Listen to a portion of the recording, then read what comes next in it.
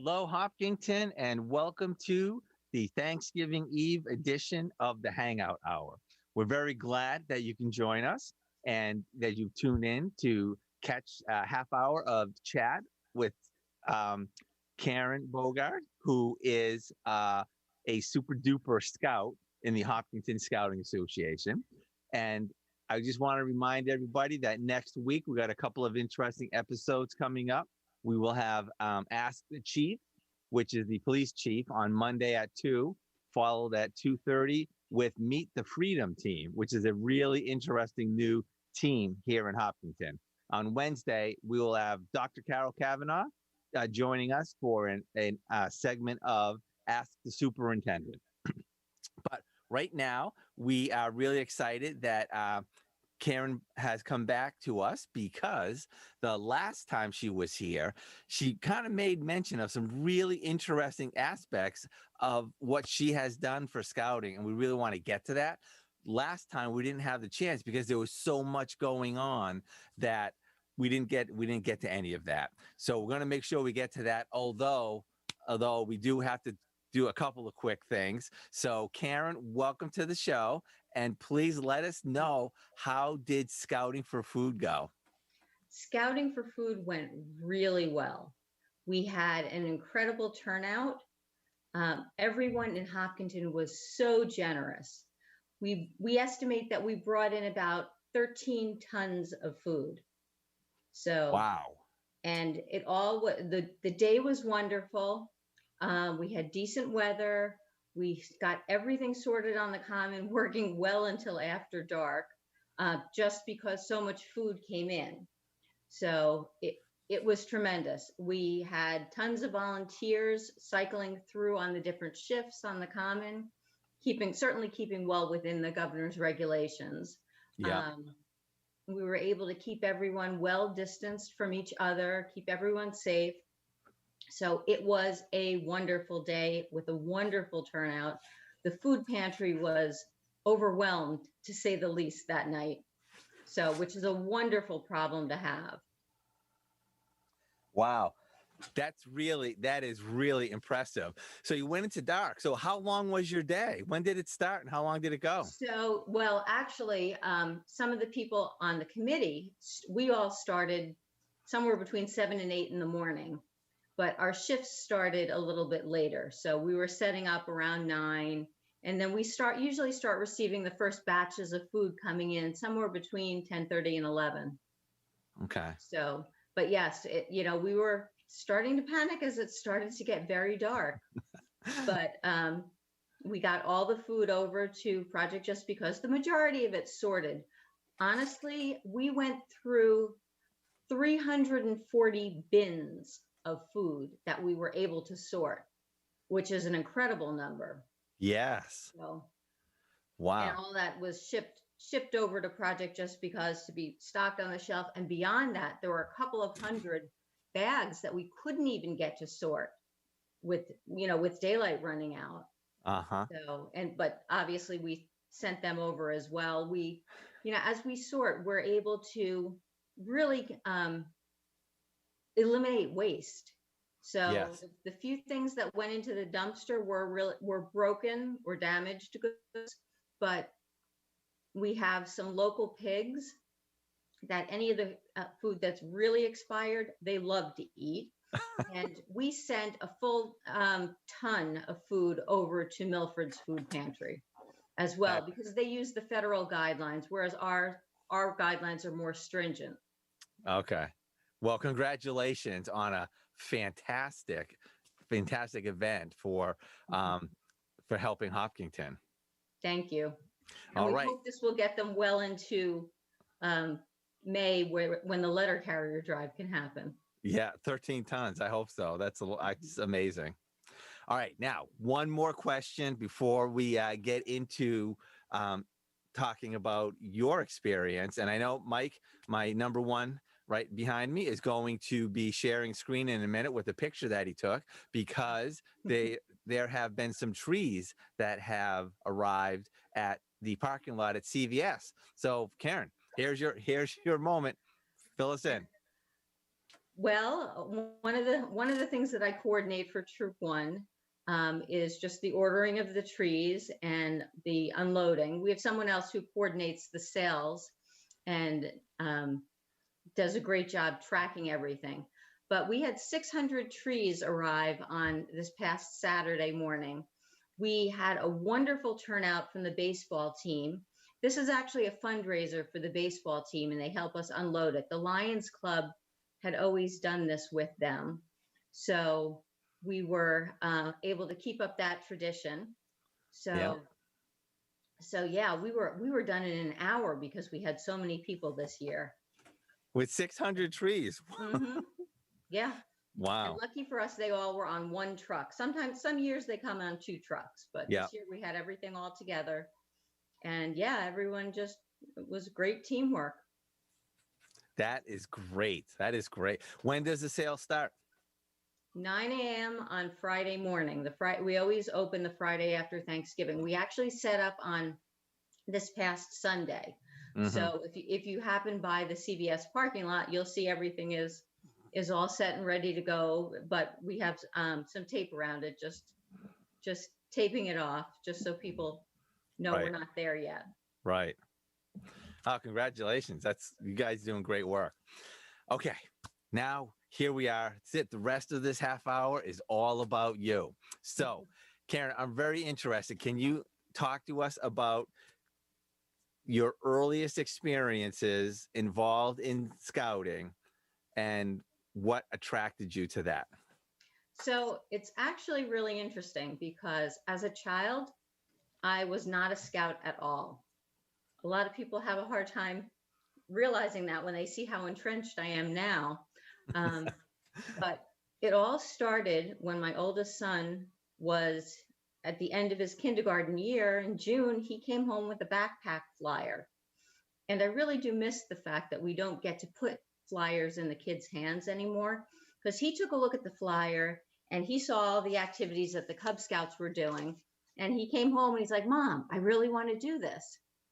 So we went, we went to the sign up night and we signed him up, and a couple of other people in his grade and in his class, were signing their kids up as well. And they're like, oh, we'll all get together. Well, I found out the hard way that if you're the one that shows up to the meeting, you're automatically the den leader. Okay. So I've done 5 years in Cub Scouts as a den leader with my oldest son, and then another 5 years later on in Cub Scouts with my younger son, and both have been scouts in Troop One. Mm-hmm. So, and in between the two boys, I had a daughter. Yeah. Who said, I really want to be a Cub Scout. Well, this is way back when girls have only been now in the Boy Scout program, or in the what they're now calling the Scouts BSA program, for a little over a year now.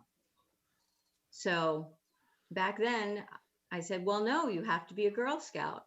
So that's how I joined Girl Scouts and became a leader. And I was the leader of her Girl Scout troop for 13 years. No kidding. Wow. Yeah. Now, do you know how long the Scouts were in Hopkinton before you joined? I know it's kind of that's a hard question. Troop One began in somewhere around 1915, 1916, probably in the 1915-16 school year. And it seems like they were first chartered maybe in 1916. So our troop has been around for more than 100 years. Wow. And you know what that means? That troop's been around longer than the women's club in Hopkinton. And that's saying something. That's amazing. Boy Scouts itself only started in 1910, so they were on the early end. Oh yeah. Of that. And even the Hopkinton Scout Leaders Association, which is an adult group of the scout leaders in town, that group started in 1949. Oh, okay. Wow. Okay. So you had never had any type of experience with scouting until your son No, first brought home the flyer. that's correct. And all of a sudden you find yourself a den leader. Hmm. Okay. So what was that experience like? Did they train you? Did they give you kits? Like, how does that work? So back then, you had to go to council to an in-person training class. There wasn't anything online. So this is 2002 that we're talking about. So this was quite a while back. Um, so everything has come a long way. There's a lot online now that makes it a lot easier. But you had to go to a physical training. And every 2 years, you also had to attend a youth protection training, which we would run at somebody's home. Um, so and I was lucky. There were Yeah. three other den leaders in my son's age group that were seasoned campers and knew their way around the outdoors. So I had a lot of support there, and I was able to learn very quickly. The program itself, where the scouts give you a handbook, was very easy to follow because it's all laid out for you. You just go through the book and you earn the achievements, and you get a small group of kids together. You get their attention for a half an hour, you keep it, and then they have fun, especially the boys running around like nuts Yeah. for the second half of the meeting. So they loved it. Okay. Now, you said you did it for 5 years. Yes. And then did your sons transition out of being scouts?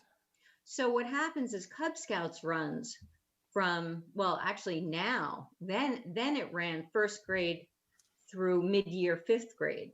Now they actually have added Lion Scouts so they can start in kindergarten. Okay. So my son's transitioned to Boy Scouts after those 5 years.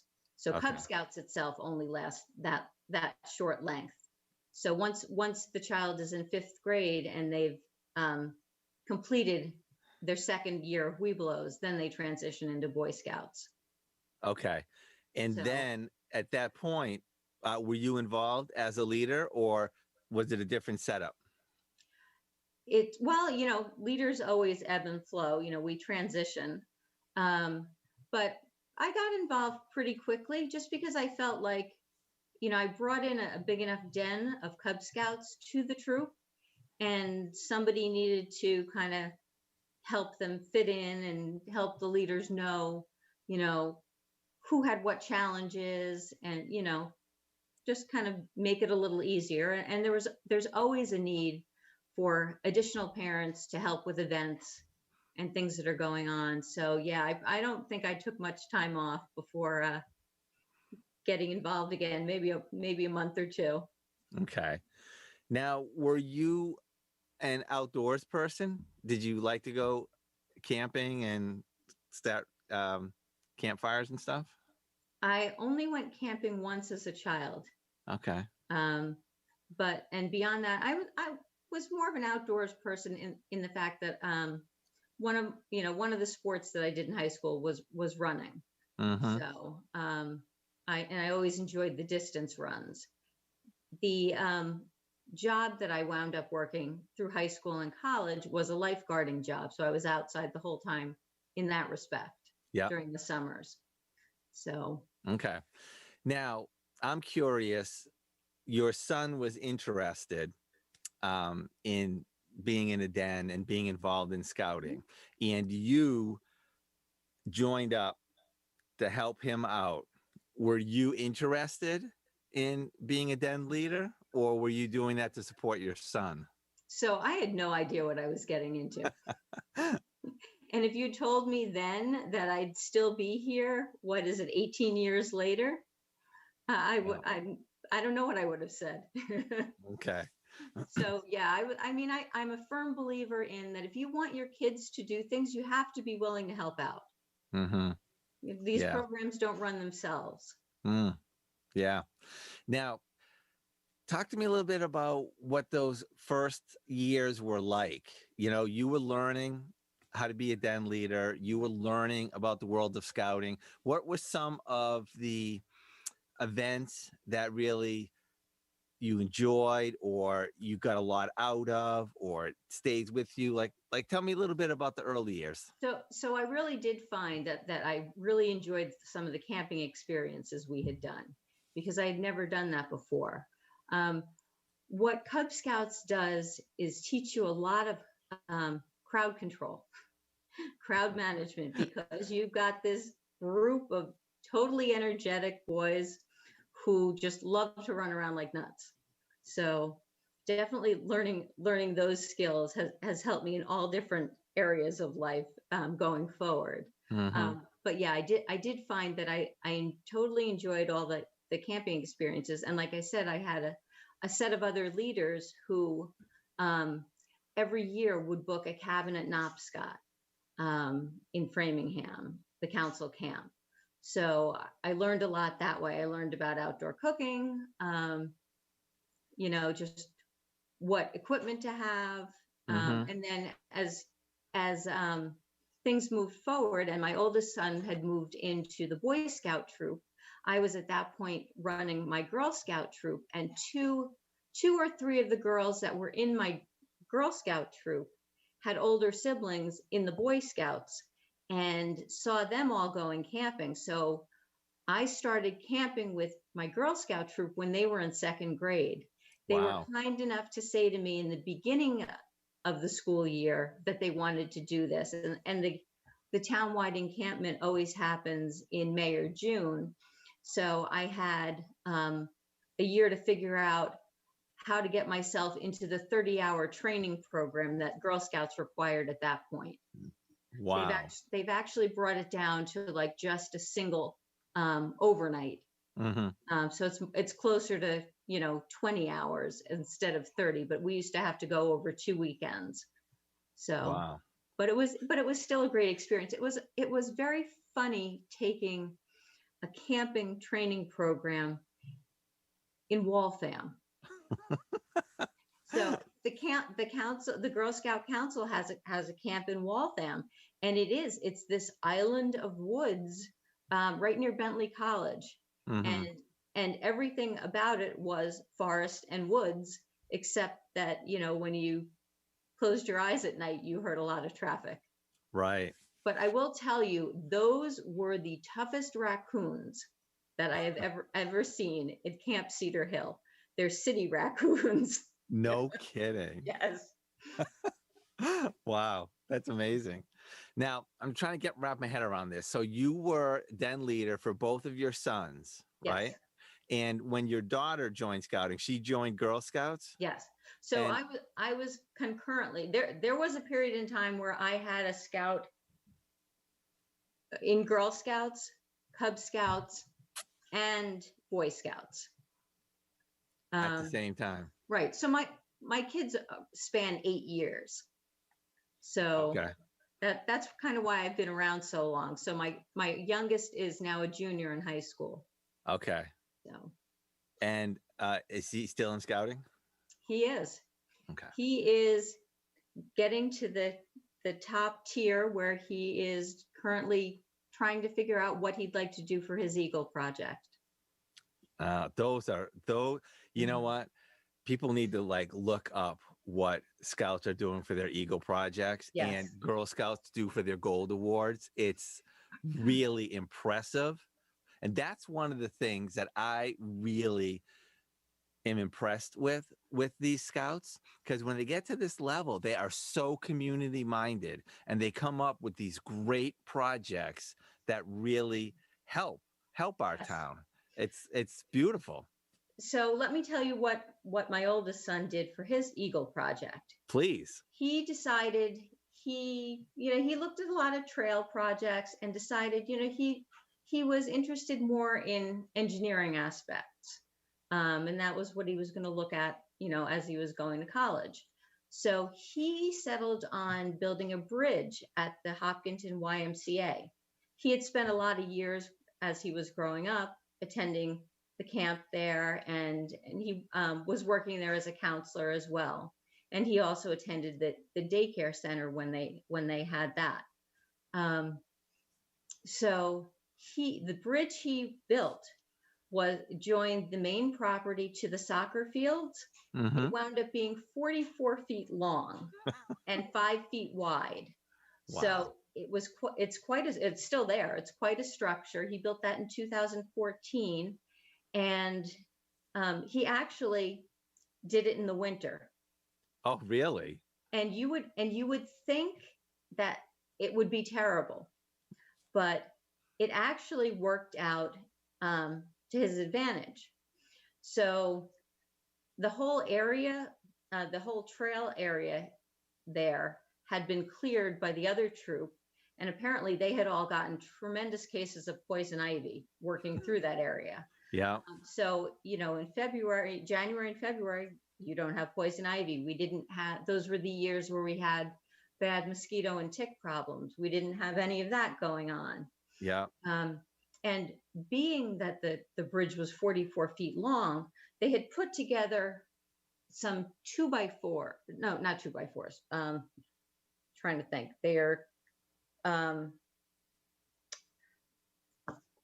They were 16 feet long, and I think they were 8 inches wide. Uh-huh. And maybe 2 to 4 inches thick. Okay. So big, big. 3 of them had to be put together for the supports. So they had constructed 1/3 of a support and realized that it couldn't be moved unless you brought in the whole football team. So we went home that night and we thought about it, and it snowed. And I said, you know what? Let me go to Lowe's. So the next morning, we went back with 2 plastic sleds, and with it about 2 inches of snow on the ground, we stuck it under the support, sledded it all the way down to the site, which was about probably a quarter mile in from where the maintenance building is. And then he moved all the lumber and they built the rest on site. But the snow certainly worked in his favor that year. Absolutely. So you never know what's going to help you. Right. So. Okay. Now, are you involved in your youngest son's troop now? Yes. I'm the committee chairman, and I've been the committee chairman for Troop 1 since 2009. Okay. So troops have committees, huh? Committee chair people. That's so interesting. So basically anything back office, yeah, anything liability oriented, registration oriented, it's all my fault. Okay. Now, I believe one of your titles is also president. Is that correct? Yes, of the Hopkinton Scout Leaders Association. And what's that? So that's an overarching organization that has members with all of the troops and Cub Scout packs in town. So we're only an adult organization. And what our mission is to support scouting in Hopkinton in any way we can. So for instance, Scouting for Food kind of runs as an adjunct to that group. We've run other events.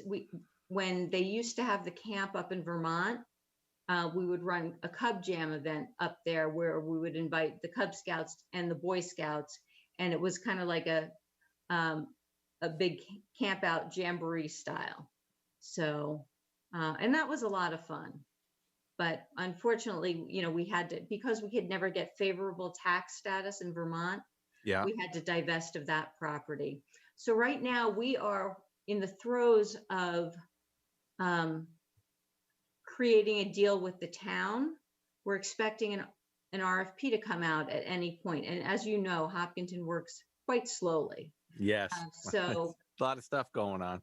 It was almost 3 years ago that the possibility of using the Fruit Street property came up at town meeting. So, and the next step after that town meeting's approval was to get the RFP out. And the one for Bay Path came out last year. And now knowing that, we're the next in the queue, we expect ours to come out shortly. Mm-hmm. So you'll see a little more rumblings from all the Scout community, because right now we're feeling like we need to really go back and check in with the leaders, just because COVID has changed so much. Yes. The way we're meeting, what our needs are, and before we embark on a full-fledged house building project, which was our original goal. I think we just want to survey the ranks just to make sure everybody's on board. We also know that right now, to do a full fundraising project for a Scout house might be challenging at this juncture. I know Bay Path is hesitant to mount their fundraising campaign right now because they feel like a lot of resources are tapped. Yeah. So, all right. So our time is getting a little bit tight. So I want to ask you a question that sure. I'm very interested in. There are many different things that happen in the world of scouting. You guys do so many interesting things on, learning skills and earning badges, and of course, camping and building and stuff like that. So I'm curious, Karen, why are you involved in scouting? What is it that you love about scouting? So I really have found that I meet a lot of the best people through these organizations, people that I enjoy being with, I enjoy working with. My kids have enjoyed being involved, and, that they're always, they're glad to have me around. I don't get any flack from them at all, because I'm usually not in their face. I'm usually running something else, and they're, I'm kind of an aside. So, but we have, like, for instance, all the Girl Scout leaders that we have in town are tremendous people who give a lot. We have a wonderful crew of assistant scoutmasters, and our scoutmaster for Troop 1 does a tremendous job. You'll have to have him come talk one day. Okay. And then the other packs and troops, I really enjoy meeting them and working with them, cooperating with them. We certainly support the Cub Scouts as they have their wreath sales. We although we're selling the Christmas trees, we order a few wreaths just to kind of cover the gap for people that they may have missed. But we don't look to compete with them. We look just to support them. Certainly the two programs feed together. And I really enjoyed working with the Girl Scouts in my troop as they earned their gold awards. So out of my 7 who made it through high school, we had 4 of them earn gold awards. My daughters will probably get more playtime as we build the dog park, because what she did was create an education program that will work with that. And in order to earn her gold award, with that project being delayed, she launched it as a website, so the world could have access to it. But I'm hoping that project will get a little more limelight once we have the dog park. And I know it's still coming, but we just have to be patient. It definitely was stalled with COVID. Right. So we've got 30 seconds left. Tell me, if people are interested in the world of scouting in Hopkinton, Girl Scouting or Boy Scouting, how do they best connect and find more information? So it's really as easy as putting us into Google. So our Troop 1 has a website, Troop 4 has a website. Both Cub Scout packs have either a Facebook page or a website. Council has a website, and they have a way to hook us together. Girl Scouts, they have their website as well. And we will do recruitment meetings. We did one on the Common this year in September, and we'll probably be doing another one in June. Okay. That is great. Thank you so much for spending this time with us. And I look forward to meeting more people in the world of scouting and having you back again. Thank you, Jim. It was my pleasure. All right. Have a happy Thanksgiving. Thanks. And the same to you. And also to all of you who are watching, please stay safe this Thanksgiving, and we will see you next week with more Hangout Hour. Take care, everybody.